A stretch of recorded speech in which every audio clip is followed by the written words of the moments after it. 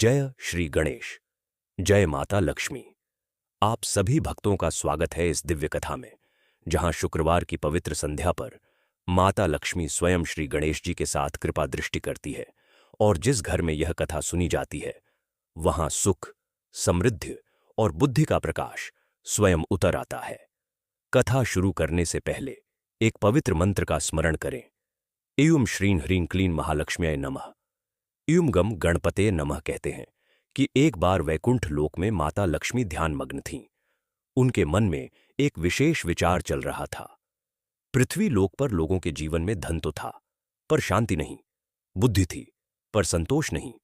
पूजा थी, पर सच्ची श्रद्धा नहीं। माता के कोमल हृदय में करुणा जाग उठी।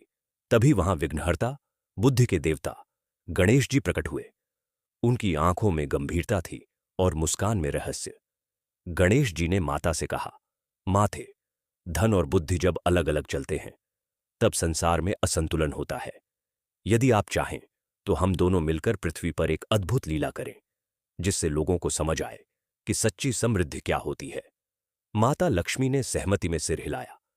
उस शुक्रवार की रात्रि, जब चंद्रमा पूर्ण आभा में था, दोनों देव शक्तियां एक साधारण मानव रूप में पृथ्वी पर अवतरित हुईं।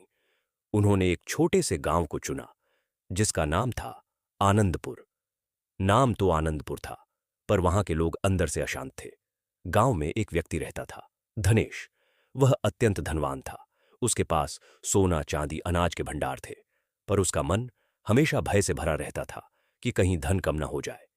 दूसरी ओर उसी गांव में गोपाल नाम का एक गरीब कुम्हार था, जिसके पास धन नहीं था, पर हृदय में संतोष और ईश्वर के प्रति अटूट श्रद्धा थी। माता लक्ष्मी और गणेश जी ने सबसे पहले धनेश के घर जाने का निश्चय किया। वे साधारण वृद्ध दंपति का रूप धारण कर उसके द्वार पर पहुंचे। दरवाजे पर खड़े होकर उन्होंने जल मांगा। धनेश ने उन्हें ऊपर से नीचे तक देखा। उसके मन में विचार आया, ये साधारण लोग मेरे घर क्यों आए, कहीं कुछ मांगने न लगे। उसने नौकर से कहा, उन्हें कह दो यहां कुछ नहीं मिलता। वृद्ध रूप में खड़ी माता लक्ष्मी ने शांत स्वर में कहा, बेटा, हम कुछ नहीं मांगते, बस थोड़ी सी छांव और जल चाहिए। धनेश ने दरवाजा बंद करवा दिया। उसी क्षण माता की आंखों में करुणा थी, पर निर्णय भी था। उन्होंने गणेश जी की ओर देखा। गणेश जी ने धीमे से कहा, जहां हृदय के द्वार बंद हों, वहां धन का द्वार खुला रहना भी व्यर्थ है। अगले ही दिन से धनेश के घर अजीब घटनाएं होने लगीं। उसके अनाज के भंडार में कीड़े लग गए। सोने की तिजोरी का ताला जाम हो गया। व्यापार में घाटा होने लगा। जितना वह संभालने की कोशिश करता, उतना ही नुकसान बढ़ता गया। उसे समझ नहीं आ रहा था कि यह सब क्यों हो रहा है। अब माता और गणेश जी गोपाल कुम्हार के घर पहुंचे। उसका घर मिट्टी का था, छप्पर टूटा हुआ था, पर जब उन्होंने द्वार खटखटाया, गोपाल ने मुस्कुराते हुए दरवाजा खोला। उसने उन्हें प्रणाम किया और अंदर बैठाया। घर में बस थोड़ी सी रोटी और दाल थी। उसने बिना सोचे वही दोनों के सामने परोस दी। गोपाल की पत्नी ने धीरे से पूछा, आज हमारे लिए क्या बचेगा? गोपाल मुस्कुराया, जिसने हमें दिया है वही और देगा। अतिथि में ही तो भगवान आते हैं। माता लक्ष्मी की आंखों में आनंद के आंसू चमक उठे। गणेश जी ने अपने करकमलों से आशीर्वाद दिया। उस रात जब गोपाल सोया, उसने स्वप्न में देखा कि उसके आंगन की मिट्टी चमक रही है। सुबह जब वह उठा तो पाया कि उसकी बनाई साधारण मिट्टी की हांडियां सोने जैसी दमक रही थीं, पर वे सोना नहीं थीं। वे दुर्लभ और सुंदर कलाकृतियां बन चुकी थीं, जिन्हें देखकर दूर दूर के व्यापारी उसके घर आने लगे। धीरे धीरे गोपाल का जीवन बदल गया, पर आश्चर्य यह था कि उसका हृदय नहीं बदला। उसने अपने धन का उपयोग गांव के कुएं बनवाने, मंदिर की मरम्मत और गरीबों की सहायता में किया। गांव में पहली बार सच्ची खुशी का वातावरण बनने लगा। धनेश ने जब यह सब देखा तो उसके मन में जलन जगी। उसने सोचा, यह कैसे संभव है? मेरे पास इतना धन था, फिर भी सब चला गया, और इस गरीब का भाग्य कैसे खुल गया? हताश होकर वह गांव के बाहर पीपल के पेड़ के नीचे बैठा, जहां वृद्ध दंपति अक्सर दिखाई देते थे। उसने पुकारा, यदि कोई दिव्य शक्ति है तो मुझे मार्ग दिखाओ। उसी क्षण आकाश में प्रकाश फैल गया। वृद्ध दंपति अपने दिव्य रूप में प्रकट हुए। माता लक्ष्मी की आभा से पूरा क्षेत्र आलोकित हो उठा और गणेश जी के मुख पर करुण मुस्कान थी। धनेश कांपता हुआ उनके चरणों में गिर पड़ा। मुझे क्षमा करें, मैंने अहंकार में अंधा होकर आपको पहचाना नहीं। माता ने कहा, धन वहां स्थिर रहता है जहां विनम्रता हो, और बुद्धि वहीं फलती है जहां सेवा हो। गणेश जी बोले, शुक्रवार का दिन केवल धन मांगने का नहीं, हृदय को शुद्ध करने का दिन है। जब तुम किसी भूखे को भोजन देते हो, जब किसी दुखी को सहारा देते हो, तभी हमारी कृपा स्थायी होती है। धनेश की आंखों से आंसू बहने लगे। उसने उसी क्षण संकल्प लिया कि वह अपने धन का उपयोग सेवा में करेगा। धीरे धीरे उसका जीवन भी सुधरने लगा, पर इस बार उसका मन शांत था। कहते हैं, उस दिन के बाद से आनंदपुर सच में आनंद का स्थान बन गया। हर शुक्रवार को लोग मिलकर दीप जलाते, मंत्र जपते और एक दूसरे की सहायता करते। माता लक्ष्मी और गणेश जी अदृश्य रूप से वहां उपस्थित रहते, और जिनके हृदय में सच्ची श्रद्धा होती, उन्हें विशेष कृपा मिलती। और आज भी मान्यता है कि शुक्रवार की संध्या जब सच्चे मन से ओम श्रीं ह्रीं क्लीं महालक्ष्म्याय नमः, ओम गम गणपतये नमः का जप किया जाता है, तो माता लक्ष्मी स्वयं गणेश जी के साथ कृपा दृष्टि करती हैं। धन, बुद्धि और संतोष तीनों का संगम वहीं होता है जहां अहंकार समाप्त होता है। शुक्रवार की वह संध्या अब आनंदपुर के इतिहास में एक मोड़ बन चुकी थी। गोपाल के जीवन में आए परिवर्तन और धनेश के पश्चाताप ने पूरे गांव का वातावरण बदल दिया था। लेकिन देवलीला यहीं समाप्त नहीं हुई थी। यह तो बस शुरुआत थी। वैकुंठ लोक में माता लक्ष्मी शांत कमल पर विराजमान थीं, पर उनके मुख पर हल्की चिंता की रेखा थी। उन्होंने गणेश जी से कहा, विघ्नहर्ता, आनंदपुर में परिवर्तन तो हुआ है, पर मनुष्य का मन बहुत चंचल होता है। क्या यह परिवर्तन स्थायी रहेगा? गणेश जी ने मंद मुस्कान के साथ उत्तर दिया, माता, परीक्षा के बिना कोई भी परिवर्तन स्थायी नहीं होता। यदि आप अनुमति दें तो एक और लीला रची जाए। इस बार पूरे गांव की परीक्षा होगी। माता ने सहमति दी। उसी रात एक अद्भुत घटना घटी। गांव के बाहर जो पुराना पीपल का वृक्ष था, उसके नीचे एक रहस्यमय साधु आकर बैठ गया। उसकी जटा घुटनों तक थी, आंखें अग्नि जैसी चमकती थीं, पर स्वर मधुर था। वह हर शुक्रवार वहां भजन गाता, पर उसके भजन में एक अनोखा वाक्य बार बार आता, जिसे धन चाहिए वह मन को त्यागे, जिसे शांति चाहिए वह लोभ को त्यागे। धीरे धीरे गांव वाले उस साधु की ओर आकर्षित होने लगे। गोपाल भी गया, धनेश भी गया। एक दिन साधु ने घोषणा की, आने वाली पूर्णिमा की रात इस गांव पर एक अदृश्य परीक्षा आने वाली है। जो मन से निर्मल होगा वही सुरक्षित रहेगा। लोगों के मन में भय फैल गया। कुछ ने सोचा यह अंधविश्वास है, कुछ ने डरकर पूजा बढ़ा दी, कुछ ने अपने धन को और छिपा लिया। पूर्णिमा की रात आई। आकाश में चांद असामान्य रूप से बड़ा और लाल दिखाई दे रहा था। अचानक आधी रात को गांव में तेज आंधी चली, पर यह साधारण आंधी नहीं थी। यह आंधी लोगों के घरों की दीवारें नहीं, उनके मन के विचार हिला रही थी। जिसके मन में लोभ था, उसे भ्रम होने लगा कि उसका धन चोरी हो रहा है। वह उठकर तिजोरी पकड़ने लगा। जिसे भय था, उसे लगा कि घर गिर रहा है। वह घबराकर बाहर भागा।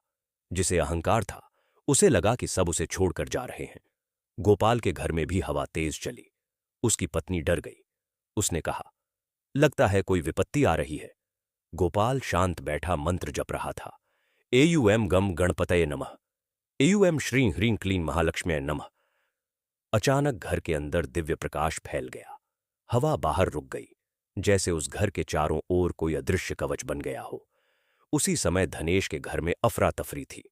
उसे भ्रम हुआ कि उसका नया अनाज भंडार जल रहा है। वह चिल्लाता हुआ बाहर भागा, पर बाहर कुछ भी नहीं था। यह सब उसके भय का खेल था। गांव के बीचों बीच साधु खड़ा था। आंधी उसके चारों ओर घूम रही थी, पर उसे छू भी नहीं पा रही थी। उसने ऊंचे स्वर में कहा, यह प्रकृति की नहीं, तुम्हारे मन की आंधी है। तभी बिजली चमकी। साधु का रूप बदलने लगा। जटाई सिमट गई। देह से दिव्य आभा निकलने लगी। वह स्वयं गणेश जी थे। उसी क्षण आकाश से कमल वर्षा हुई और माता लक्ष्मी प्रकट हुई। पूरा गांव उनके सामने नतमस्तक हो गया। माता ने कहा, आज हमने तुम्हारे घर नहीं, तुम्हारे हृदय देखे हैं। जहां श्रद्धा थी वहां शांति रही, जहां लोभ था वहां भय उत्पन्न हुआ। धनेश कांपते हुए आगे आया। माता, मैं सुधरना चाहता हूं, पर मेरा मन बार बार डर जाता है। गणेश जी ने कहा, डर का मूल कारण आसक्ति है। जब तुम धन को साधन मानोगे, साध्य नहीं, तब भय समाप्त होगा। तभी माता लक्ष्मी ने अपनी हथेली से एक प्रकाश किरण निकाली, जो पूरे गांव में फैल गई। उस प्रकाश ने हर व्यक्ति को उसके जीवन की एक झलक दिखाई, भविष्य की झलक। किसी ने देखा कि वह धन के पीछे भागते भागते अकेला रह गया। किसी ने देखा कि उसने सेवा की और उसका नाम आदर से लिया गया। किसी ने देखा कि उसने दूसरों को ठगा और अंत में पश्चाताप किया। यह दृश्य कुछ क्षणों का था, पर प्रभाव गहरा था। माता ने कहा, मनुष्य को 2 वरदान मिले हैं, बुद्धि और स्वतंत्र इच्छा। हम मार्ग दिखा सकते हैं, पर चलना तुम्हें है। गांव के बुजुर्ग आगे आए। माता, हमें एक नियम दीजिए जिससे हम सही मार्ग पर बने रहे। गणेश जी ने कहा, हर शुक्रवार को केवल धन की पूजा मत करना। उस दिन किसी एक व्यक्ति की सहायता करना, चाहे वह एक रोटी देना हो या एक स्नेहपूर्ण शब्द। माता ने जोड़ा, और हर कार्य शुरू करने से पहले गणेश का स्मरण और हर सफलता के बाद कृतज्ञता, यही संतुलन है। उस दिन के बाद आनंदपुर में एक नई परंपरा शुरू हुई। शुक्रवार की शाम सब लोग मिलकर दीप जलाते, मंत्र जपते और फिर गांव के किसी जरूरतमंद की सहायता करते। धीरे धीरे गांव समृद्ध ही नहीं, प्रसिद्ध भी हो गया। लेकिन कथा यहां खत्म नहीं होती। कुछ महीनों बाद पास के राज्य के राजा को आनंदपुर की चर्चा सुनाई दी। उसे आश्चर्य हुआ, एक छोटा सा गांव इतना संतुलित और समृद्ध कैसे हो सकता है। राजा ने निर्णय लिया कि वह स्वयं भेष बदलकर गांव जाएगा। वह एक व्यापारी के रूप में आनंदपुर पहुंचा। उसने देखा, न कोई झगड़ा, न लालच की दौड़, न भय का वातावरण। उसे यह अजीब लगा। उसने सोचा, कहीं यह सब दिखावा तो नहीं। उसने गोपाल के पास जाकर कहा, मैं दूर देश से आया व्यापारी हूं, मेरे पास दुर्लभ रत्न है। यदि तुम चाहो तो सस्ते में खरीद लो, आगे बेचकर लाभ कमाओ। रत्न चमकदार थे, आकर्षक थे। गोपाल ने उन्हें देखा, फिर शांत स्वर में कहा, यदि ये रत्न मेरे गांव के संतुलन को बिगाड़ दें तो इनका कोई मूल्य नहीं। राजा चौंक गया। उसने धनेश को परखा। उसे भी वही उत्तर मिला, हम लाभ चाहते हैं, पर धर्म के साथ। राजा रात को पीपल के वृक्ष के पास गया और बोला, यदि यह सब सच में देव कृपा है तो मुझे भी दर्शन दो। हवा चली, पत्ते हिले और उसी वृक्ष के नीचे गणेश जी प्रकट हुए, फिर माता लक्ष्मी। राजा स्तब्ध रह गया। मैंने सोचा था समृद्धि केवल राज्य की शक्ति से आती है, पर आज समझा कि सच्ची समृद्धि भीतर से आती है। माता ने कहा, राजा का धर्म केवल कर लेना नहीं, प्रजा के मन की रक्षा करना भी है। राजा ने प्रण लिया कि वह अपने राज्य में हर शुक्रवार सेवा करेगा। शुक्रवार की वह रात्रि जब राजा ने स्वयं माता लक्ष्मी और गणेश जी के दर्शन किए थे, उसके बाद आनंदपुर केवल एक गांव नहीं रहा था, वह दिव्य ऊर्जा का केंद्र बन चुका था। परंतु देवताओं की लीला केवल आशीर्वाद देने तक सीमित नहीं होती। कभी कभी वे छिपे हुए सत्य को उजागर करने के लिए समय का चक्र स्वयं घुमा देते हैं। कुछ महीनों बाद राज्य में एक विचित्र परिवर्तन शुरू हुआ। व्यापार अचानक धीमा पड़ने लगा। खेतों में फसल तो उग रही थी, पर अनाज का स्वाद फीका था। लोगों के चेहरों पर संतोष था, पर भीतर कहीं सूक्ष्म अहंकार जन्म लेने लगा था। हम विशेष हैं, हम पर सीधी देव कृपा है। वैकुंठ लोक में माता लक्ष्मी ने यह कंपन अनुभव किया। उन्होंने गणेश जी की ओर देखा। विघ्नहर्ता, संतुलन फिर डगमगा रहा है। इस बार धन का नहीं, आध्यात्मिक अहंकार का खतरा है। गणेश जी गंभीर हो उठे। जब मनुष्य स्वयं को ईश्वर का प्रिय समझने लगे और दूसरों को कमतर, तब पतन की शुरुआत होती है। अब समय है गहरी परीक्षा का। उसी समय आनंदपुर के पास के घने वन में एक अनजान यात्री पहुंचा। वह युवा था, तेजस्वी था, पर उसकी आंखों में पीड़ा थी। उसका नाम था आर्यन। वह दूसरे राज्य से आया था, जहां युद्ध और लालच ने सब कुछ नष्ट कर दिया था। उसने आनंदपुर की कथा सुनी थी कि यहां धन और धर्म का संतुलन है। वह आश्रय चाहता था। गांव वालों ने उसे शरण दी, पर कुछ के मन में संदेह भी था। कहीं यह जासूस तो नहीं, कहीं यह हमारे भाग्य को छीनने तो नहीं आया। गोपाल ने कहा, जब हमने माता से सीखा है कि सेवा ही सच्ची पूजा है, तो संदेह क्यों। पर धनेश के मन में हल्की बेचैनी थी। वह अब सुधर चुका था। पर भीतर कहीं यह डर था कि कहीं बाहरी लोग आकर गांव की शांति न बिगाड़ दें। आर्यन मेहनती था। वह खेतों में काम करता, मंदिर की सफाई करता और शुक्रवार की पूजा में सबसे आगे बैठकर मंत्र जपता। उसकी आंखों में सच्ची श्रद्धा थी। एक दिन उसने गोपाल से पूछा, क्या सच में यहां माता लक्ष्मी और गणेश जी प्रकट हुए थे? गोपाल मुस्कुराया। दर्शन आंखों से नहीं, अनुभव से होते हैं। पर उसी रात गांव में एक और घटना घटी। आकाश अचानक काला हो गया। बिजली कड़कने लगी। पर यह तूफान बाहर नहीं, भीतर उठ रहा था। लोगों के सपनों में एक ही दृश्य आने लगा। एक विशाल सर्प गांव को घेर रहा है। उसकी आंखें लाल हैं और वह फुसफुसा रहा है, तुम विशेष हो, तुम श्रेष्ठ हो, तुम चुने हुए हो। सुबह सब लोग डरे हुए थे। सबने वही सपना देखा था। पीपल के वृक्ष के नीचे सभा बुलाई गई। राजा भी आया। आर्यन भी वहां खड़ा था। अचानक भूमि हिली। वृक्ष के पीछे से एक छाया उभरी। वह कोई साधारण प्राणी नहीं था। वह था अहंकारासुर, एक सूक्ष्म दैत्य जो मन के गर्व से जन्म लेता है। उसका शरीर धुएं जैसा था, पर स्वर भारी। मैं तुम्हें धन नहीं छीनूंगा, वह बोला। मैं तुम्हें एक भावना दूंगा कि तुम सबसे श्रेष्ठ हो, और यही तुम्हें भीतर से तोड़ देगा। लोगों के मन कांप उठे। उसी क्षण आकाश से दिव्य प्रकाश उतरा।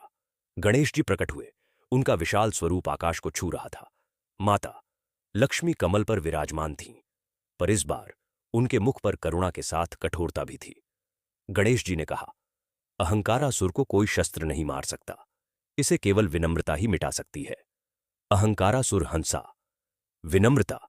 जब इन्हें लगेगा कि ये देवप्रिय हैं, तब विनम्रता कहां बचेगी? माता लक्ष्मी ने अपनी हथेली उठाई। उनके करकमलों से स्वर्ण नहीं, दर्पण निकले, दिव्य दर्पण। हर व्यक्ति के सामने एक दर्पण प्रकट हुआ। उसमें उन्होंने अपना भविष्य देखा, यदि वे गर्व में डूब जाए। किसी ने देखा कि उसका परिवार टूट गया। किसी ने देखा कि उसका व्यापार लालच से नष्ट हुआ। किसी ने देखा कि उसका नाम अपमान में लिया जा रहा है। आर्यन ने भी दर्पण देखा। उसमें उसने देखा कि यदि वह अपने अतीत की पीड़ा को गर्व में बदल दे, तो वह स्वयं अत्याचारी बन जाएगा। तभी उसने आगे बढ़कर कहा, हे देवगण, यदि इस दैत्य को हराने का उपाय विनम्रता है, तो मैं पहले क्षमा मांगता हूं, उस युद्ध के लिए जो मेरे राज्य में हुआ, उस क्रोध के लिए जो मेरे भीतर है। उसके शब्दों के साथ उसका सिर झुक गया। अचानक अहंकारासुर की देह कांपने लगी, क्योंकि उसका अस्तित्व गर्व पर टिका था। गोपाल आगे आया। मैं भी क्षमा चाहता हूं, यदि कभी मुझे लगा कि हम दूसरों से श्रेष्ठ हैं। धनेश बोला, मैं भी स्वीकार करता हूं कि मेरे मन में अभी भी भय और स्वार्थ की छाया है। एक एक कर सबने अपने भीतर के दोष स्वीकार किए। जैसे जैसे सिर झुकते गए, अहंकारासुर छोटा होता गया। अंततः वह एक धुएं की रेखा बनकर विलीन हो गया। गणेश जी मुस्कुराए। देखा, विघ्न बाहर नहीं, भीतर होता है। माता लक्ष्मी ने कहा, आज तुमने धन की नहीं, अपने मन की रक्षा की है। यही सच्ची समृद्धि है। पर परीक्षा अभी समाप्त नहीं हुई थी। माता ने घोषणा की, अब अंतिम चरण है। अगले शुक्रवार जो भी अपने घर में दीप जलाएगा, उसे एक विकल्प मिलेगा, अधिक धन या अधिक संतोष। जो चुनेगा वही स्थायी होगा। पूरा गांव दुविधा में पड़ गया। शुक्रवार आया, दीप जले, मंत्र गूंजे। एक एक कर लोगों के सामने दिव्य प्रकाश प्रकट हुआ। स्वर आया, धन या संतोष। कई लोगों ने संतोष चुना, कुछ ने संतुलन की प्रार्थना की, एक दो ने धन चुना। पर तुरंत उन्हें समझ आया कि धन के साथ जिम्मेदारी भी आती है। जब आर्यन की बारी आई, उसने कहा, मुझे सेवा की शक्ति दीजिए।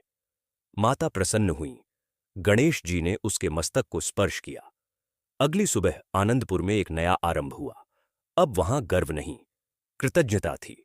वहां बाहरी लोगों के लिए भी द्वार खुले थे।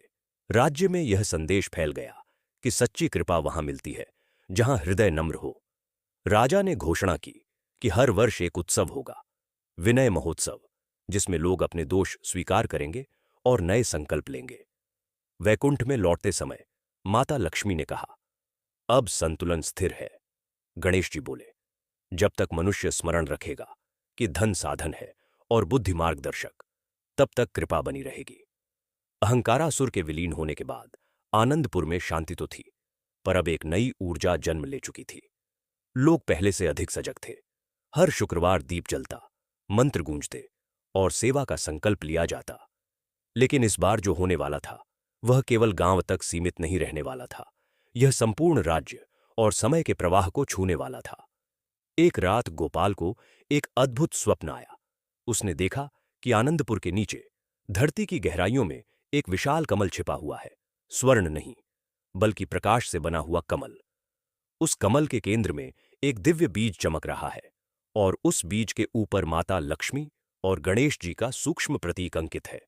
स्वप्न में एक आवाज आई, जब संतुलन स्थापित होता है तब समृद्धि का बीज प्रकट होता है, पर उसे जगाना होगा। सुबह गोपाल ने यह स्वप्न सभा में बताया। कुछ लोग इसे दिव्य संकेत मान रहे थे, कुछ इसे कल्पना। पर उसी दिन दोपहर को गांव के पुराने कुएं के पास जमीन हल्की हल्की कांपने लगी। मिट्टी में एक हल्की सुनहरी चमक दिखाई दी। राजा को सूचना भेजी गई। वह स्वयं आनंदपुर पहुंचा। विद्वान बुलाए गए। भूमि की खुदाई शुरू हुई। जैसे जैसे मिट्टी हटती गई, एक अद्भुत दृश्य सामने आने लगा।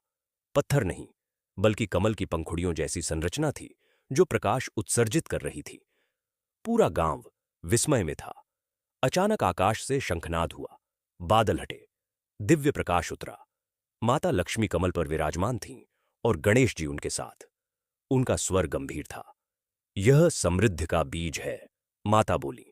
यह हर युग में केवल वहीं प्रकट होता है जहां धन, बुद्धि और विनम्रता का संतुलन स्थापित हो चुका हो। गणेश जी ने आगे कहा, पर इसे जागृत करना आसान नहीं। यदि किसी के मन में लोभ या स्वार्थ शेष है तो यह बीज निष्क्रिय हो जाएगा। राजा ने पूछा, हे देवगण, इसका उद्देश्य क्या है? माता ने उत्तर दिया, यह बीज केवल भौतिक समृद्धि नहीं देगा, यह ज्ञान, कला, करुणा और आध्यात्मिक प्रकाश को जन्म देगा। पर इसकी रक्षा पूरे गांव को मिलकर करनी होगी। तभी अचानक भीड़ में से एक व्यक्ति आगे आया। उसका नाम था वत्सराज।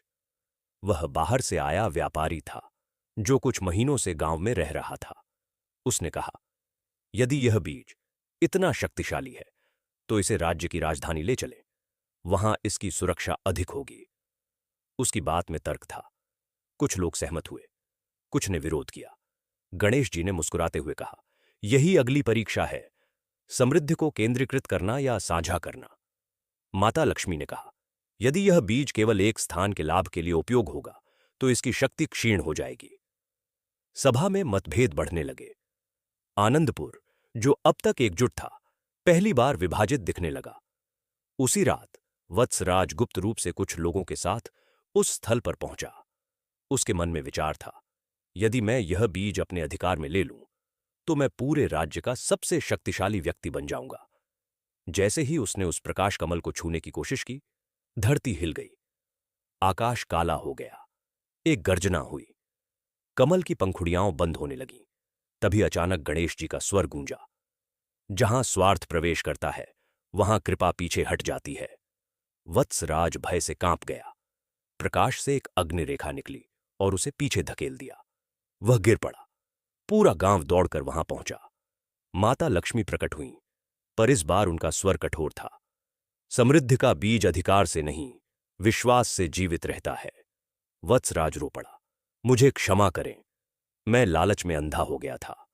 गोपाल आगे आया, यदि यह बीज हम सबका है तो इसकी रक्षा भी हम सबकी जिम्मेदारी है। इसे किसी एक स्थान पर नहीं, पूरे राज्य में फैलाना चाहिए। राजा ने सहमति दी। हम ज्ञान, सेवा और संतुलन का संदेश हर गांव तक पहुंचाएंगे। तभी माता लक्ष्मी ने अपने करकमलों से उस बीज को स्पर्श किया। बीज से प्रकाश की किरणें निकलीं और आकाश में फैल गईं। वे किरणें अलग अलग दिशाओं में उड़ गईं, जैसे छोटे छोटे सितारे। अब यह बीज विभाजित हो चुका है, माता बोली। जहां जहां सच्ची श्रद्धा होगी वहां इसका एक अंश प्रकट होगा। गणेश जी ने कहा, और जहां शुक्रवार को केवल धन नहीं, सेवा का दीप जलेगा, वहां यह बीज अंकुरित होगा। अगले कुछ महीनों में अद्भुत परिवर्तन होने लगे। राज्य के अलग अलग हिस्सों में छोटे छोटे चमत्कार दिखने लगे। कहीं सूखे खेतों में हरियाली आई, कहीं बीमारियों में राहत मिली, कहीं कलाकारों को नई प्रेरणा मिली। परंतु सबसे बड़ा परिवर्तन लोगों के मन में था। अब वे समझ चुके थे कि समृद्धि को बांटने से वह घटती नहीं, बढ़ती है। एक दिन आर्यन ने गोपाल से कहा, क्या तुम्हें लगता है यह लीला समाप्त हो गई? गोपाल मुस्कुराया। देवलीला कभी समाप्त नहीं होती, बस उसका रूप बदलता है। उसी रात गणेश जी स्वप्न में आर्यन के सामने प्रकट हुए। तुम्हें आगे यात्रा करनी होगी, उन्होंने कहा। राज्य से बाहर, दूर प्रदेशों तक यह संदेश पहुंचाना होगा। आर्यन ने पूछा, क्या मैं अकेला जाऊंगा? गणेश जी ने उत्तर दिया, जब कोई धर्म के मार्ग पर चलता है, वह कभी अकेला नहीं होता। अगले दिन आर्यन ने यात्रा का संकल्प लिया। पूरे गांव ने उसे आशीर्वाद दिया।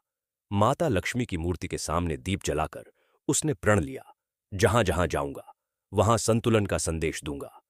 माता की आभा क्षण भर के लिए चमकी, जैसे उन्होंने उसकी प्रतिज्ञा स्वीकार कर ली हो। और इस प्रकार आनंदपुर की कथा अब सीमाओं से बाहर निकलने लगी। समृद्धि का बीज अब केवल एक गांव की धरोहर नहीं, बल्कि एक विचार बन चुका था कि जब बुद्धि और लक्ष्मी साथ हों, जब विनम्रता और सेवा जुड़ी हों, तब युग बदलते हैं। आनंदपुर की सुबह उस दिन कुछ अलग थी। हल्की सुनहरी धूप खेतों पर बिखरी थी, पर वातावरण में एक विदाई की आहट थी। आर्यन यात्रा के लिए तैयार खड़ा था। उसके कंधे पर एक साधारण थैला था, जिसमें कुछ अनाज, जल और माता लक्ष्मी वह गणेश जी की छोटी प्रतिमा थी। पर उसके भीतर जो संकल्प था, वह किसी भी राजसी शक्ति से बड़ा था। गोपाल ने उसके कंधे पर हाथ रखा। याद रखना, संतुलन का संदेश केवल शब्दों से नहीं, जीवन से फैलता है। धनेश बोला, जहां भय मिले वहां धैर्य देना, जहां लोभ मिले वहां उदाहरण बनना। राजा स्वयं उसे विदा करने आए। तुम अब केवल आनंदपुर के नहीं, पूरे राज्य के प्रतिनिधि हो। आर्यन ने झुककर प्रणाम किया और यात्रा पर निकल पड़ा। पहला प्रदेश जहां वह पहुंचा, उसका नाम था ताम्रगिरी। यह स्थान कभी समृद्ध था, पर अब वहां अजीब सा ठहराव था। बाजार भरे थे, पर चेहरे खाली थे। मंदिर थे, पर भक्ति में गहराई नहीं थी। लोग धन कमाने में व्यस्त थे, पर एक दूसरे पर विश्वास नहीं था। आर्यन ने देखा कि यहां लोग शुक्रवार को भी केवल व्यापारिक सौदे करते हैं। दीप जलते थे, पर सेवा का भाव नहीं था। उसने नगर चौक में बैठकर धीरे धीरे भजन गाना शुरू किया। उसकी आवाज में अनुभव था, पीड़ा भी और शांति भी। धन साधन है, साध्य नहीं। बुद्धिदीप है, अहंकार नहीं। लोग रुकने लगे। कुछ हंसे, कुछ ने उपहास किया, पर एक वृद्ध स्त्री उसके पास आई और बोली, तुम्हारी वाणी में सच्चाई है। तुम कौन हो? आर्यन ने कहा, मैं किसी राज्य का नहीं, संतुलन का यात्री हूं। धीरे धीरे उसके आसपास लोग इकट्ठा होने लगे। उसने आनंदपुर की कथा नहीं सुनाई, बल्कि सिद्धांत बताया, जब तक धन और बुद्धि साथ नहीं चलते, तब तक सुख अधूरा रहता है। तभी नगर का सबसे बड़ा व्यापारी सोमदत्त वहां पहुंचा। वह प्रभावशाली था, पर कठोर भी। उसने कहा, यह सब आदर्श बातें हैं। संसार प्रतिस्पर्धा से चलता है, सेवा से नहीं। आर्यन ने शांत स्वर में उत्तर दिया, प्रतिस्पर्धा प्रगति दे सकती है, पर शांति नहीं। सोमदत्त हंसा, शांति से पेट नहीं भरता। उसी रात नगर में अजीब घटना हुई। व्यापारियों की गिनती की गई धनराशि सुबह कम पाई गई, जबकि तिजोरियां सुरक्षित थीं। किसी को समझ नहीं आया कि यह कैसे हुआ। सोमदत्त चिंतित हुआ। उसे लगा कोई अदृश्य शक्ति काम कर रही है। अगले शुक्रवार आर्यन ने नगर के बीच दीप जलाया और मंत्र जपा। कुछ लोगों ने उसका साथ दिया। धीरे धीरे वातावरण बदलने लगा। उसी रात सोमदत्त को स्वप्न आया। उसने देखा कि उसकी तिजोरी भरी है, पर वह अकेला है। कोई मित्र नहीं, कोई परिवार नहीं, केवल सोना और सन्नाटा। स्वप्न में गणेश जी प्रकट हुए। धन का अर्थ संग्रह नहीं, प्रवाह है। सुबह सोमदत्त बदला हुआ था। वह आर्यन के पास आया। यदि मैं अपने लाभ का एक हिस्सा सेवा में लगाऊं, तो क्या परिवर्तन संभव है? आर्यन मुस्कुराया। परिवर्तन धन से नहीं, भावना से शुरू होता है। कुछ महीनों में ताम्रगिरी में नई परंपरा शुरू हुई। हर शुक्रवार व्यापार आधा दिन बंद रहता। लोग मिलकर भोजन वितरण करते। मंदिरों में केवल पूजा नहीं, चर्चा होती संतुलन पर यह यात्रा आसान नहीं थी। जैसे जैसे आर्यन आगे बढ़ता गया, उसे विरोध भी झेलना पड़ा। एक प्रदेश में उसे झूठा संत कहकर अपमानित किया गया। दूसरे स्थान पर उसे कारागार में बंद कर दिया गया, क्योंकि राजपुरोहितों को लगा कि वह उनकी सत्ता कम कर देगा। कारागार की अंधेरी कोठरी में बैठकर भी वह मंत्र जपता रहा, एयुएम गम गणपते नमः। तभी कोठरी में हल्की रोशनी फैल गई। गणेश जी सूक्ष्म रूप में प्रकट हुए। विघ्न आए बिना विघ्नहर्ता की पहचान कैसे होगी? अगली सुबह राजा के स्वप्न में माता लक्ष्मी आईं। जिसे तुमने कैद किया है वह तुम्हारे राज्य का हित चाहता है। राजा ने तुरंत आर्यन को मुक्त किया और क्षमा मांगी। धीरे धीरे उसकी यात्रा एक आंदोलन बन गई। लोग उसे गुरु नहीं, पथ प्रदर्शक मानने लगे। वह हर जगह एक ही बात दोहराता, शुक्रवार केवल धन मांगने का दिन नहीं, संतुलन जगाने का दिन है। एक दिन वह समुद्र तट पर बसे एक प्राचीन नगर पहुंचा। वहां एक विशाल मंदिर था, पर मंदिर के नीचे रहस्यमयी सुरंगें थीं। कहा जाता था कि वहां एक निद्रित ज्योति छिपी है। आर्यन को अचानक वही स्वर्ण बीज का स्वप्न याद आया जो आनंदपुर में मिला था। रात को ध्यान में उसे माता लक्ष्मी का स्वर सुनाई दिया। समृद्धि का बीज अब जागृत हो चुका है, पर उसकी अंतिम परीक्षा समुद्र के पार है। उसने समझ लिया, यात्रा अभी समाप्त नहीं हुई। समुद्र पार एक द्वीप था, जहां लोग धन के लिए युद्ध कर रहे थे। वहां संतुलन पूरी तरह टूट चुका था। आर्यन ने नाव ली और समुद्र की ओर बढ़ा। तूफान उठा, लहरें ऊंची हुईं, पर उसने आंखें बंद कर मंत्र जपा। अचानक समुद्र शांत हो गया। द्वीप पर पहुंचकर उसने देखा, वहां के राजा के पास अपार खजाना था, पर प्रजा भय में जी रही थी। राजा ने कहा, मैंने सब कुछ जीता है, मुझे क्या सीख दोगे? आर्यन ने उत्तर दिया, जो सब जीत ले पर स्वयं को हार दे, वह क्या जीता? राजा क्रोधित हुआ। उसने आर्यन को चुनौती दी, यदि तुम्हारी बातों में शक्ति है तो मेरे खजाने को छुए बिना प्रजा को संतोष दे दो। आर्यन ने कोई चमत्कार नहीं किया। उसने लोगों को संगठित किया, उन्हें सिखाया कि वे मिलकर काम करें, एक दूसरे का साथ दें। कुछ महीनों में प्रजा का मन बदलने लगा। वे भय से नहीं, सहयोग से जीने लगे। राजा ने देखा कि बिना खजाना बांटे भी वातावरण बदल रहा है। एक रात उसे स्वप्न आया। माता लक्ष्मी ने कहा, धन का उद्देश्य भय पैदा करना नहीं, भरोसा बनाना है। सुबह राजा ने घोषणा की कि वह अपने खजाने का एक भाग शिक्षा और सेवा में लगाएगा।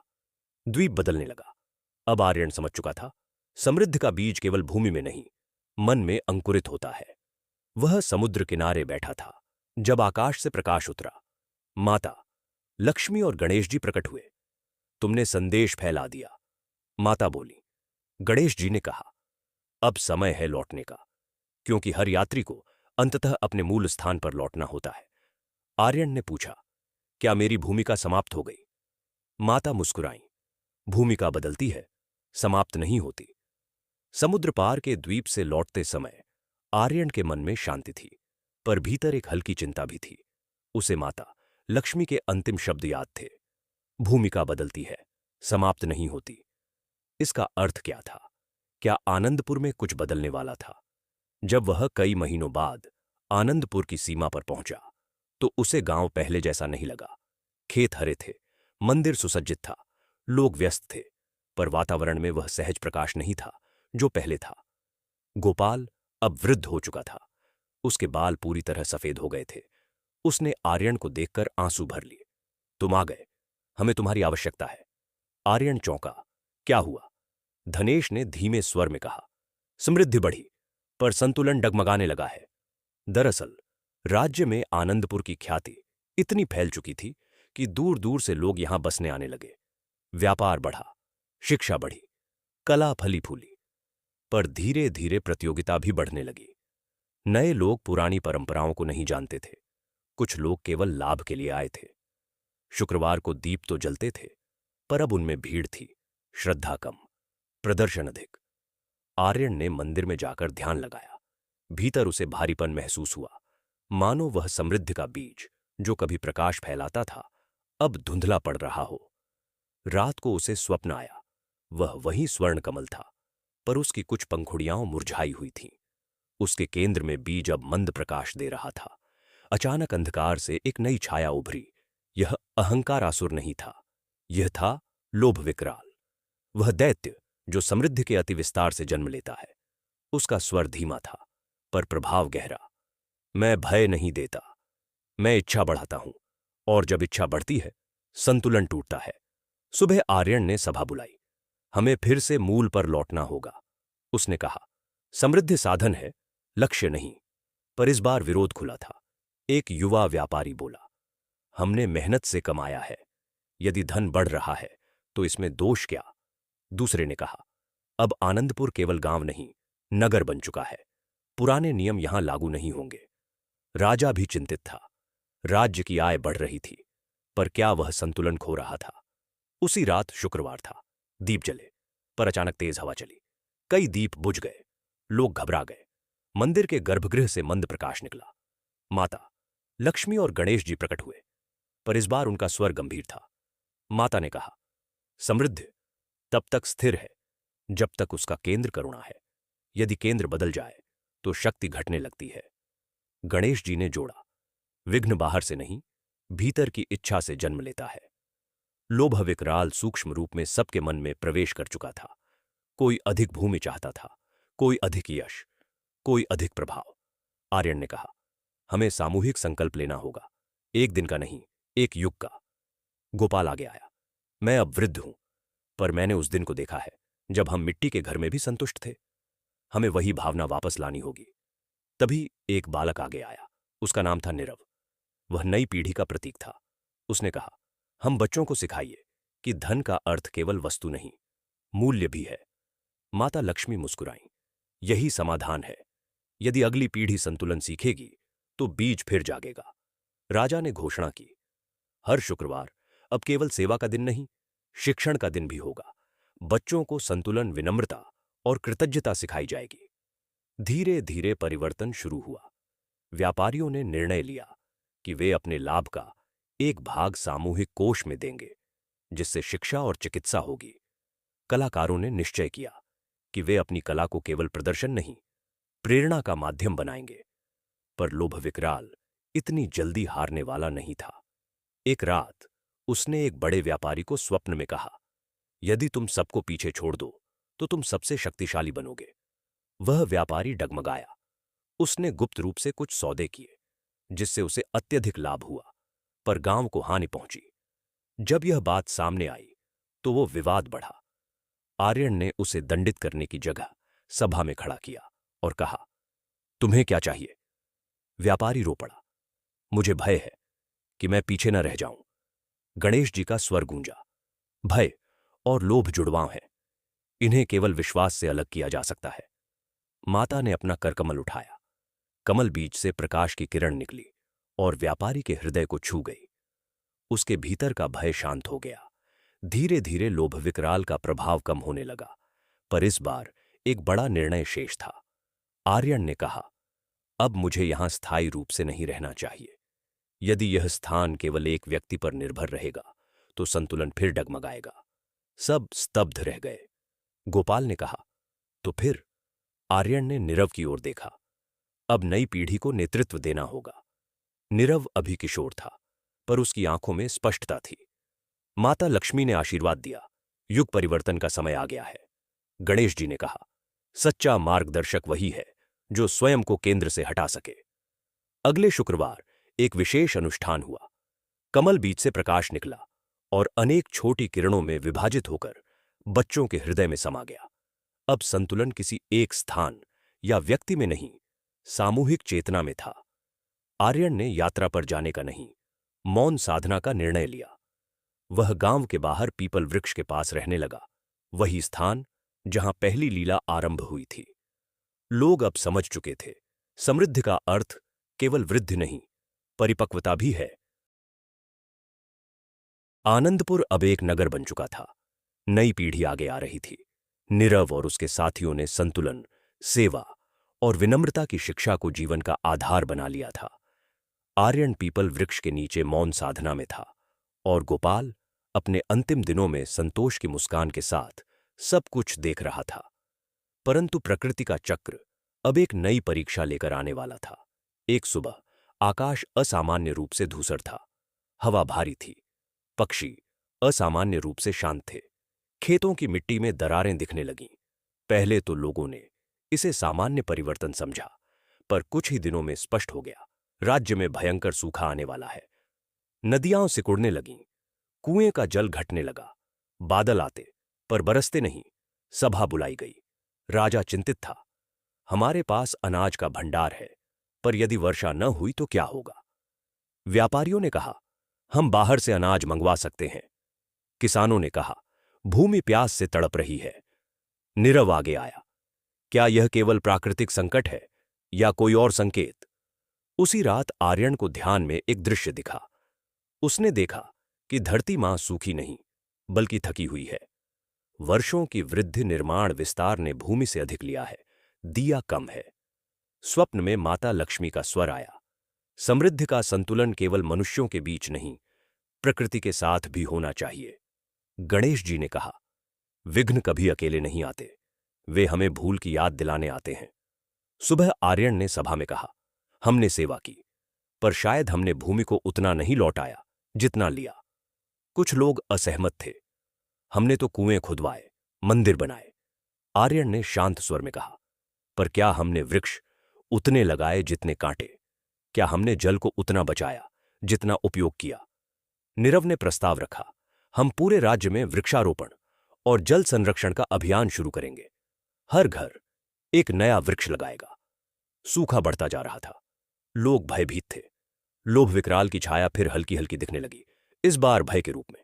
लोग अनाज छिपाने लगे। कुछ ने जल का भंडारण निजी उपयोग के लिए कर लिया। तभी एक रात भयंकर आंधी चली। मंदिर के दीपक बुझ गए। आकाश से गर्जना हुई।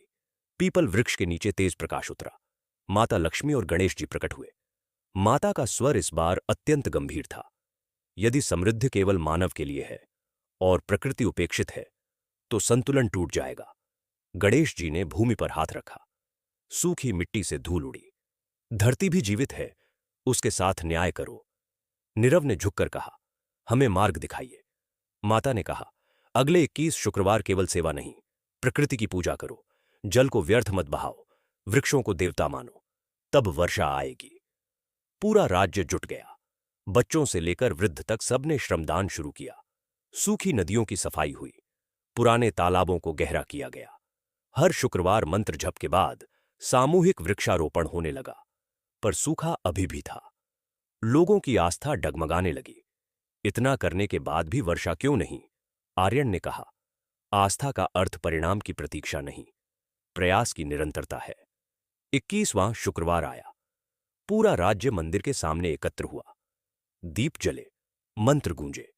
नीरव ने कहा, यदि हमने सच्चे मन से प्रयास किया है तो परिणाम अवश्य आएगा। अचानक आकाश में बिजली चमकी। बादल घिर आए, पर वर्षा तुरंत नहीं हुई। पहले तेज हवा चली, फिर एक बूंद गिरी, फिर दूसरी। कुछ ही क्षणों में मूसलाधार वर्षा शुरू हो गई। लोग खुशी से झूम उठे। बच्चे बारिश में नाचने लगे। सूखी धरती ने जल को ऐसे सोखा जैसे वर्षों की प्यास एक ही क्षण में बुझ गई हो।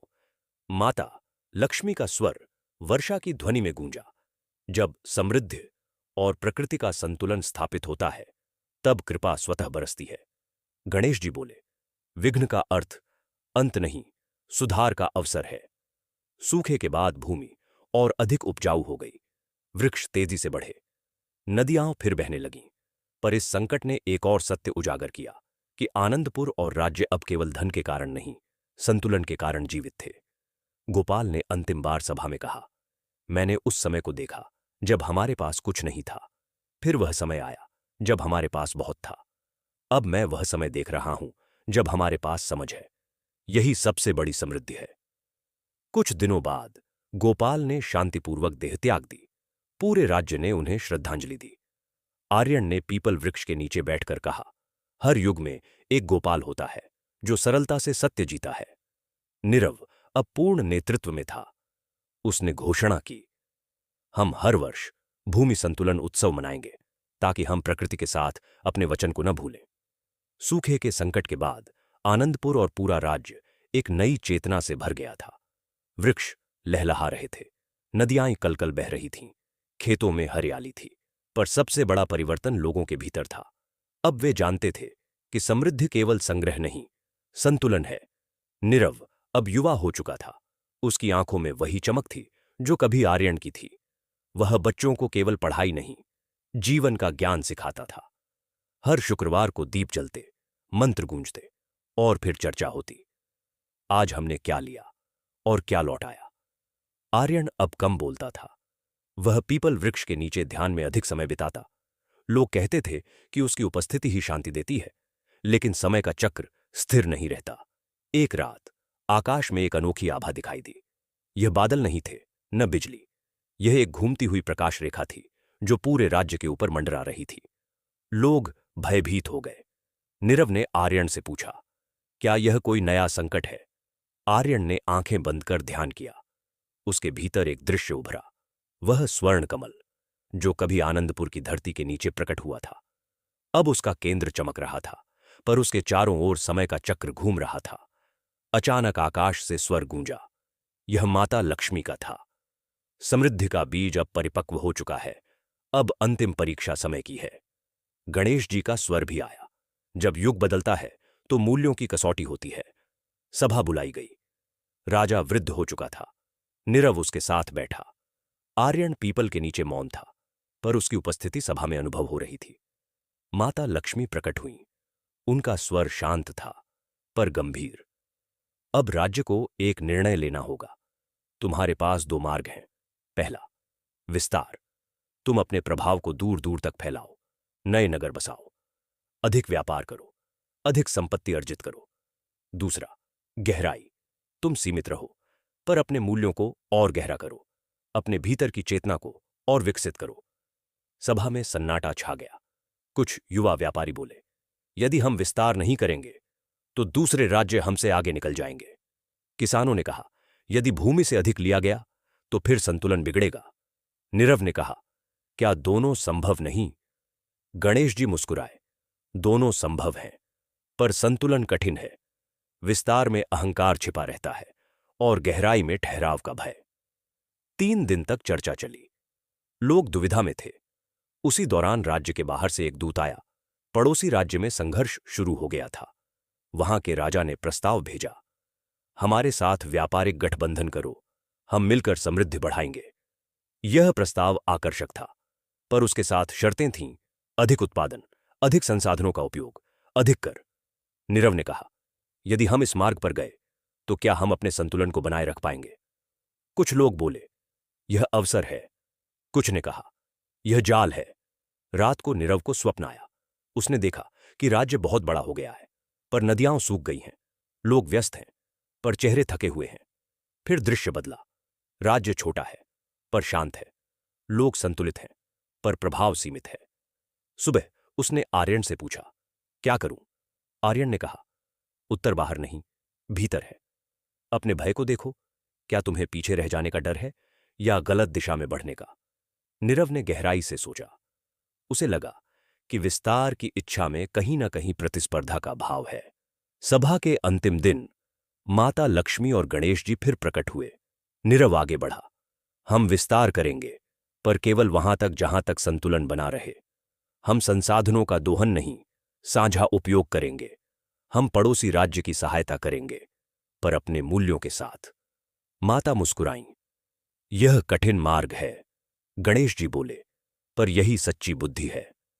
राज्य ने पड़ोसी राज्य के साथ गठबंधन किया, पर शर्त रखी, हम उत्पादन बढ़ाएंगे, पर प्रकृति का संतुलन नहीं तोड़ेंगे। हम व्यापार करेंगे, पर सेवा का हिस्सा अनिवार्य होगा। शुरू में पड़ोसी राज्य ने उपहास किया, पर धीरे धीरे उन्होंने देखा कि आनंदपुर का मॉडल स्थिर है। वहां संकट कम आते हैं, लोग सहयोगी हैं। कुछ वर्षों में दोनों राज्यों के बीच एक नया संतुलन बना। विस्तार भी हुआ और गहराई भी। पर उसी समय समय चक्र की अंतिम लीला सामने आई। स्वर्ण कमल का बीज अचानक एक रात तेज प्रकाश से चमक उठा। आकाश में वही घूमती हुई प्रकाश रेखा तेज हो गई। माता लक्ष्मी का स्वर गूंजा, समृद्धि का बीज अब पूर्ण रूप से अंकुरित हो चुका है। अब इसे स्थूल रूप में नहीं, चेतना में विलीन होना होगा। लोग चौंक गए। गणेश जी ने कहा, अब यह बीज किसी स्थान पर नहीं रहेगा। यह तुम्हारे कर्मों, तुम्हारे निर्णयों और तुम्हारी पीढ़ियों में जीवित रहेगा। कमल धीरे धीरे प्रकाश में बदलने लगा। उसकी पंखुड़ियां एक एक कर विलीन हुईं। अंत में केवल एक किरण बची, जो पूरे राज्य में फैल गई। उस क्षण हर व्यक्ति ने भीतर एक हल्की ऊष्मा महसूस की, जैसे कोई दिव्य स्पर्श। माता बोली, अब हम प्रत्यक्ष रूप में नहीं आएंगे, पर जहां शुक्रवार को संतुलन का दीप जलेगा, जहां धन से पहले विनम्रता और बुद्धि की प्रार्थना होगी, वहां हमारी कृपा रहेगी। गणेश जी ने अंतिम बार कहा, विघ्न आएंगे, पर अब तुम जान चुके हो, उन्हें अवसर में बदलना है। प्रकाश धीरे धीरे आकाश में विलीन हो गया। आर्यन ने गहरी सांस ली। लीला का यह चरण पूर्ण हुआ। नीरव ने कहा, अब हम ही इस कथा के संरक्षक हैं। स्वर्ण कमल के बीज के विलीन होने के बाद आनंदपुर और पूरा राज्य कुछ क्षणों के लिए जैसे मौन हो गया था। कोई चमत्कार नहीं हुआ, कोई गर्जना नहीं हुई, पर हर हृदय में एक हल्का कंपन था, जैसे किसी ने भीतर एक दीप जला दिया हो। आर्यन ने पीपल वृक्ष के नीचे आंखें खोलीं। वर्षों की यात्रा, संघर्ष, परीक्षा, सब जैसे एक बिंदु पर आकर ठहर गए थे। अब बाहरी संकेत कम थे, भीतर की चेतना अधिक। नीरव अब पूर्ण रूप से नेतृत्व में था। उसने घोषणा की, अब से हर शुक्रवार केवल परंपरा नहीं, आत्म परीक्षण का दिन होगा। हम पूछेंगे, इस सप्ताह हमने संतुलन बनाए रखा या नहीं। लोगों ने इस निर्णय का स्वागत किया, पर समय का अंतिम मोड़ अभी शेष था। कुछ महीनों बाद पड़ोसी राज्यों में राजनीतिक परिवर्तन हुए। कुछ नए शासक आए जो केवल शक्ति और विस्तार में विश्वास रखते थे। उन्होंने आनंदपुर के मॉडल को चुनौती माना। एक दिन एक दूत आया। संदेश था, या तो हमारे साथ पूर्ण रूप से जुड़ जाओ और हमारे नियम मानो, या युद्ध के लिए तैयार रहो। सभा में तनाव फैल गया। कुछ लोगों ने कहा, हम शांतिप्रिय हैं, युद्ध से बचना चाहिए। कुछ ने कहा, यदि हम झुक गए तो हमारे मूल्य खो जाएंगे। नीरव दुविधा में था। उसने आर्यन से कहा, यह परीक्षा हमारी है या समय की? आर्यन ने कहा, जब मूल्य स्थापित हो जाते हैं तब उन्हें चुनौती मिलना स्वाभाविक है। रात को नीरव को स्वप्न आया। उसने देखा कि आनंदपुर जल रहा है, लोग भय में हैं। फिर दृश्य बदला, लोग दृढ़ हैं पर हथियार उठाए हुए हैं। फिर तीसरा दृश्य, लोग एक साथ खड़े हैं पर उनके हाथों में शस्त्र नहीं, दीप है। सुबह उसने सभा में कहा, हम युद्ध नहीं चाहते, पर हम अपने मूल्यों से समझौता भी नहीं करेंगे। हम उन्हें आमंत्रित करेंगे संवाद के लिए। दूतों को संदेश भेजा गया, आओ बैठकर चर्चा करें। हम अपनी समृद्धि साझा करेंगे पर संतुलन नहीं छोड़ेंगे। पड़ोसी शासक इसे कमजोरी समझ रहे थे। वे सेना लेकर सीमा पर आ गए। राज्य में भय का वातावरण बनने लगा। लोभ विकराल की पुरानी छाया अब भय के रूप में लौटने लगी। लोग अनाज जमा करने लगे। कुछ ने पलायन की योजना बनाई। तभी एक शुक्रवार आया। पूरा राज्य मंदिर के सामने इकट्ठा हुआ। दीप जले, मंत्र गूंजे। अचानक आकाश में तेज प्रकाश हुआ। माता लक्ष्मी और गणेश जी प्रत्यक्ष रूप से नहीं, पर सूक्ष्म आभा में प्रकट हुए। गणेश जी का स्वर गूंजा, विघ्न सामने है, अब निर्णय तुम्हारा है। माता ने कहा, यदि तुम भय से निर्णय लोगे तो परिणाम भी भयपूर्ण होगा। यदि संतुलन से लोगे तो कृपा साथ होगी। नीरव आगे आया। उसने सेना को आदेश दिया, हम आक्रमण नहीं करेंगे, हम सीमा पर दीप जलाएंगे। सैनिकों ने आश्चर्य से देखा, पर आदेश का पालन किया। रात को जब पड़ोसी सेना आगे बढ़ी, उन्होंने देखा सीमा पर सैनिक नहीं, हजारों दीप जल रहे हैं। लोग शांत खड़े हैं, मंत्र जप रहे हैं। दुश्मन सेना के कुछ सैनिकों के मन में कंपन हुआ। ये लोग डरे क्यों नहीं? पड़ोसी राजा स्वयं आगे आया। उसने पूछा, क्या यह छल है? नीरव ने उत्तर दिया, हम युद्ध नहीं चाहते। यदि तुम्हें हमारी समृद्धि चाहिए, हम साझा करेंगे। यदि तुम्हें हमारे मूल्य चाहिए, हम सिखाएंगे। पर यदि तुम्हें हमारी आत्मा चाहिए, वह नहीं देंगे। कुछ क्षणों का मौन था। अचानक हवा चली। दीप की लौ डगमगाई, पर बुझी नहीं। पड़ोसी राजा को एक क्षण के लिए स्वप्न जैसा अनुभव हुआ। उसने देखा, यदि वह युद्ध करता है तो दोनों राज्य नष्ट होते हैं। यदि वह संवाद करता है तो दोनों समृद्ध होते हैं। यह माता लक्ष्मी की करुणा और गणेश जी की बुद्धि का सूक्ष्म स्पर्श था। राजा ने तलवार नीचे रख दी। हम संवाद करेंगे। यह निर्णय आसान नहीं था। दोनों राज्यों के बीच लंबी चर्चा हुई। कुछ शर्तें थीं, कुछ मतभेद, पर अंततः एक नया संकल्प बना, हम प्रतिस्पर्धा नहीं, सहयोग का मार्ग चुनेंगे। युद्ध टल गया। लोगों ने राहत की सांस ली, पर उसी रात आर्यन ने महसूस किया, उसका समय पूर्ण हो रहा है। वह पीपल वृक्ष के नीचे बैठा। नीरव उसके पास आया। क्या अब भी कोई परीक्षा शेष है? नीरव ने पूछा। आर्यन मुस्कुराया, अब परीक्षा तुम्हारी नहीं, अगली पीढ़ियों की है। मेरी भूमिका समाप्त हो रही है। नीरव की आंखें भर आईं। आपके बिना, आर्यन ने कहा, जब दिव्य बीज चेतना में विलीन हो चुका है तब किसी एक व्यक्ति की आवश्यकता नहीं रहती। अचानक आकाश में हल्की स्वर्ण आभा फैली। माता लक्ष्मी और गणेश जी सूक्ष्म रूप में प्रकट हुए। माता ने कहा, आर्यन, तुमने संतुलन का संदेश फैलाया। गणेश जी बोले, अब तुम्हें स्थूल शरीर से मुक्त होकर सूक्ष्म मार्गदर्शक बनना होगा। आर्यन ने आंखें बंद की। उसका चेहरा शांत था। धीरे धीरे उसके चारों ओर प्रकाश फैलने लगा। लोग एकत्र हुए। किसी ने चमत्कार नहीं देखा, पर सबने अनुभव किया जैसे हवा में कोई दिव्य सुगंध घुल गई हो। सुबह जब सूर्य उगा, आर्यन वहां नहीं था। केवल पीपल वृक्ष के नीचे एक दीप जल रहा था। नीरव ने कहा, वह गया नहीं, वह चेतना बन गया। राज्य में अब कोई बाहरी चमत्कार नहीं थे, पर निर्णय संतुलित थे। व्यापार बढ़ा, पर प्रकृति सुरक्षित रही। शिक्षा गहरी हुई, पर विनम्रता बनी रही। और धीरे धीरे यह कथा एक परंपरा बन गई कि जब धन और बुद्धि साथ हों, जब विनम्रता और साहस जुड़े, तब युद्ध भी संवाद में बदल सकता है। आर्यन के सूक्ष्म रूप में विलीन होने के बाद आनंदपुर में कुछ दिनों तक गहरा मौन रहा।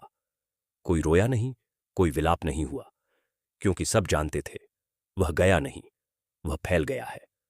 अब वह किसी एक देह में नहीं, हर उस हृदय में है जो संतुलन चुनता है। पीपल वृक्ष के नीचे जो दीप जल रहा था, वह बिना तेल के भी कई दिनों तक बुझा नहीं। लोग कहते थे यह आर्यन की चेतना है, पर नीरव ने कहा, यह हमारी जिम्मेदारी की लौ है। यदि हम चूक गए तो यह बुझ जाएगी। समय बीतता गया, पीढ़ियां बदलीं। राजा का देहांत हुआ, नीरव वृद्ध हुआ। उसके बाद उसके शिष्यों ने नेतृत्व संभाला।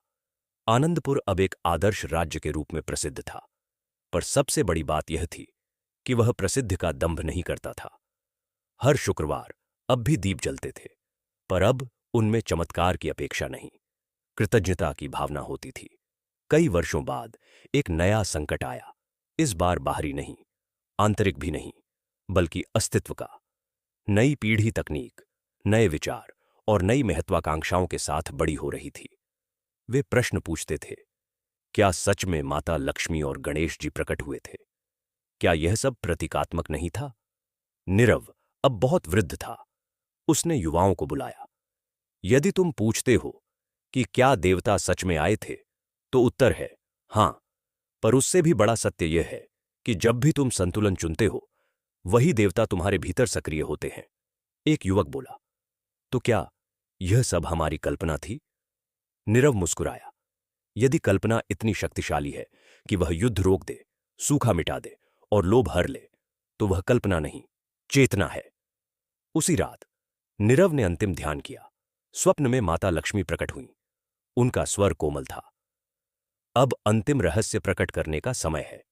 गणेश जी भी प्रकट हुए। यह लीला केवल आनंदपुर की नहीं थी, यह हर उस घर की है जहां शुक्रवार को दीप जलता है। सुबह नीरव ने सभा बुलाई।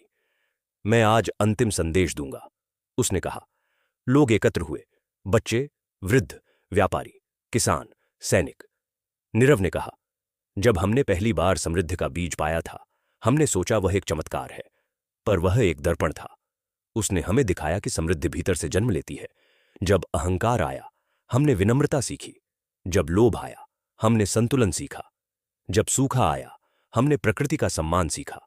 जब युद्ध आया, हमने संवाद सीखा। यह कथा देवताओं की नहीं, हमारे निर्णयों की है। माता लक्ष्मी और गणेश जी बाहर प्रकट हुए ताकि हमें भीतर का मार्ग दिखा सकें। सभा में मौन था। अचानक आकाश में हल्की स्वर्ण आभा फैल गई। यह तेज प्रकाश नहीं था, बल्कि कोमल उजाला। माता लक्ष्मी का स्वर गूंजा, समृद्धि स्थायी नहीं, प्रवाह है। जो उसे बांधता है वह खो देता है, जो उसे बांटता है वह पाता है। गणेश जी बोले, बुद्धि केवल ज्ञान नहीं, निर्णय है। जब निर्णय संतुलन से हो, तब विघ्न स्वयं मार्ग बन जाते हैं। नीरव ने आंखें बंद की। उसके चेहरे पर शांति थी। कुछ ही क्षणों में उसकी श्वास शांत हो गई। लोगों ने आंसू बहाए, पर उनमें भय नहीं था। उन्हें पता था यह अंत नहीं, चक्र का पूर्ण होना है। पीपल वृक्ष के नीचे फिर वही दीप जला। समय बीतता गया। आनंदपुर अब इतिहास बन चुका था, पर उसकी कथा जीवित रही।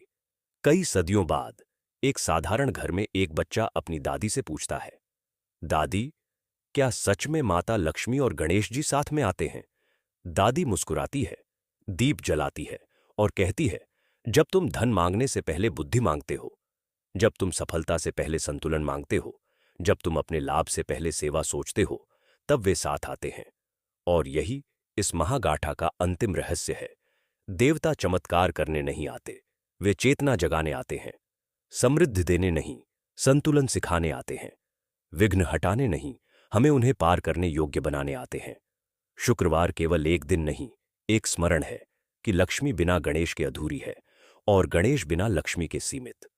धन और बुद्धि का मिलन ही जीवन को पूर्ण बनाता है। यदि कभी जीवन में संकट आए तो याद रखना आनंदपुर की कथा। यदि कभी अहंकार आए तो याद रखना दर्पण। यदि कभी लोभ आए तो याद रखना सूखा। यदि कभी युद्ध आए तो याद रखना दीप।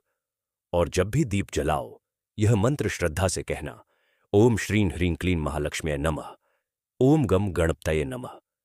क्योंकि जहां यह मंत्र संतुलन के भाव से गूंजता है, वहां अदृश्य रूप से माता लक्ष्मी और भगवान गणेश साथ खड़े होते हैं।